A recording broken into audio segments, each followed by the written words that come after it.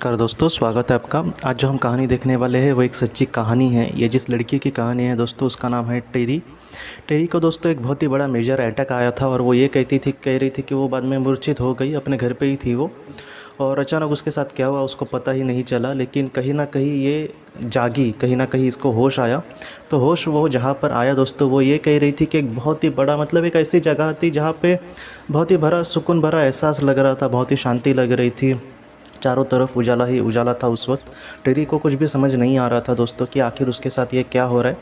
लेकिन उसी वक्त उसके सामने दोस्तों एक छवि प्रकट हुई और टेरी ये कहती है कि वो उसकी माँ थी। 3 महीने पहले दोस्तों टेरी की माँ इस दुनिया से चली गई थी और उसको वो बहुत ही दुखी थी अपनी माँ के लिए, बहुत ज़्यादा वो रोती भी थी। लेकिन अचानक दोस्तों आज उसकी माँ उसके सामने थी।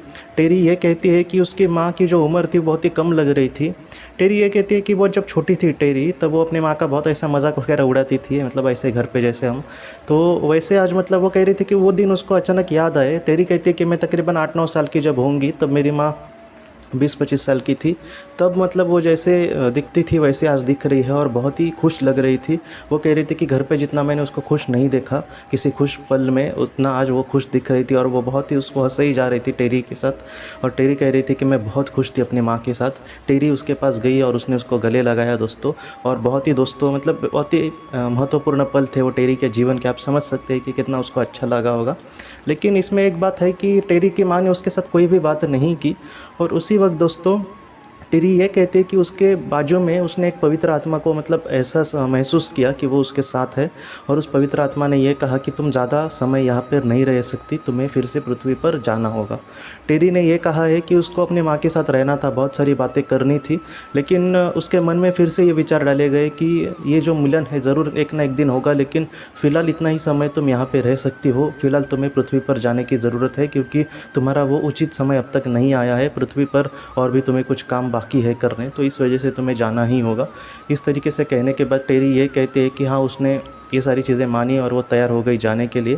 और आखिरी बार भी उसने अपनी माँ को देखा। माँ वैसे ही हंस रही थी और उसके चेहरे पर, उसके आंखों पर टेरी ये कहती है कि उसको एक सुकून था, या फिर उसके पास एक ओके ये कह रही थी कि तुम चिंता मत करना, मैं हमेशा तुम्हारे साथ हूँ। कुछ ऐसे नज़रों से उसने देखा और टेरी ये कहती है कि मैं अचानक फिर से पृथ्वी पर उसको होश आ गया।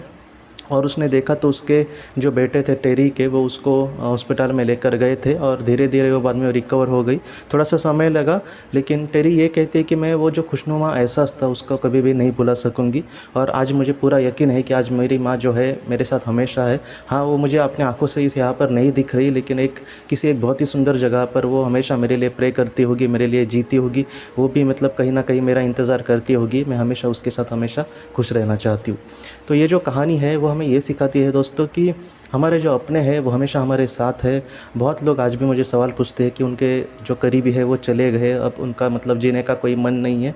लेकिन मैं आपको सच कहता हूँ दोस्तों कि आपके जो अपने हैं वो भी आपसे यही चाहेंगे कि आप जीवन में आगे बढ़ने की कोशिश करें, ताकि हम हमारा कुछ तो यहाँ पे अधूरा होगा, इस वजह से हम फिलहाल यहाँ पे है। तो जितना हो सके अच्छा कर्म करते, अगर हम आगे बढ़ गए तो हमारे जीवन का जो मकसद है वो बहुत ही अच्छे से पूरा हो सकता है। और जितना हमने ठाना था उससे भी ज़्यादा हम कुछ अच्छा कर्म करें, रोज़ के जीवन में करें, तो वो हमेशा दोस्तों हम बहुत ही आगे पथ पर जा सकते।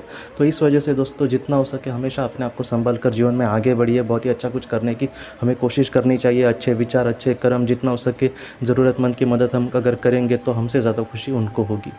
आज के इस बात को लेकर अगर आपके कोई भी सवाल हो तो आप ज़रूर पूछें, जितना हो सके मैं उसका आपको जवाब देने की कोशिश करूँगा। हम अपनी अगली वीडियो में मिलते हैं। आप अपने परिवार का ख्याल रखना। आपका बहुत बहुत धन्यवाद। ज़िंदगी की रोशनी ये एक कंसल्टेंसी है जो ऐसे लोगों को मदद करने की कोशिश करती है जिन्होंने किसी अपने को खोया है, या फिर जो लोग अपने जीवन में बहुत ही ज़्यादा दुखी है।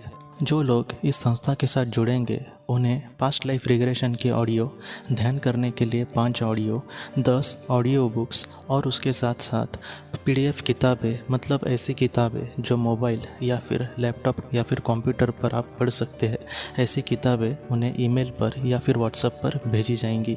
जो लोग इस संस्था के साथ जुड़ना चाहते हैं वो कृपया इस नंबर पर व्हाट्सएप मैसेज करें। आपका बहुत बहुत धन्यवाद।